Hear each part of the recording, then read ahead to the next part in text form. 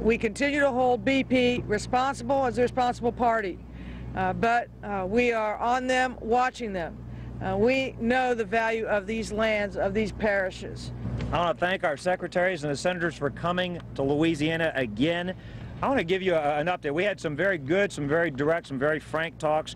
Over the past weeks, you know, I've visited each of the different parishes and cities and have met with local officials. We met often to discuss resources. We would need to protect our coast. Unfortunately, our visits have now also included on-the-ground assessments of the damage caused by this oil spill.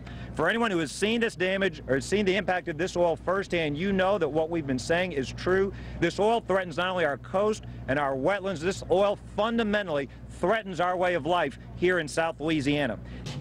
So the things that are going on are absolutely logical. They're consistent with oil field engineering and practices that are done on land. They're just being done in a place where it hasn't been done in the history of oil drilling before. I understand that, but what did they give you in terms of a timeline as to early on, as to when they thought they could get a cap?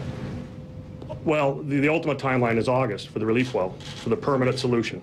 Finally, in our research, they actually realized there were these enormous plumes coming up, and that's what now has spread, and it's 3,000 to 4,500 feet below seawater, and it's big gobs of really messy oil, and it's basically now spreading so fast that the last report I got was it was bigger than Maryland and Delaware.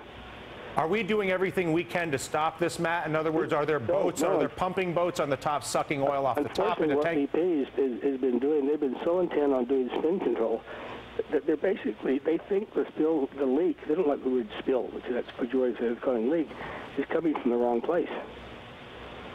So if in fact, the latest numbers I saw this morning were some scientists from Purdue looking at the rate of the spread.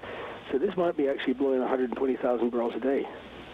I hope that's wrong, but if you have that much coming out and it's 300 to 400 feet thick, it's certainly not 5 or 10 or 50,000 barrels a day.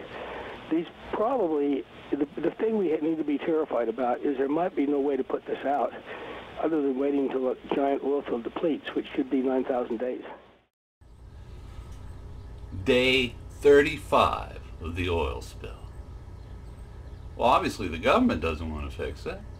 35 days.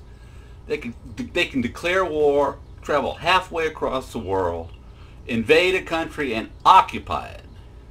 You don't think they could get a leaky pipe fixed in 35 days? Yeah. The first thing you do is you go to the military, you go to the Coast Guard, and you say, I don't care who's responsible according to the statute, tell me how to shut it down. And that's why whenever I hear the members of the cabinet saying BP is the responsible party, my response is that's the wrong answer.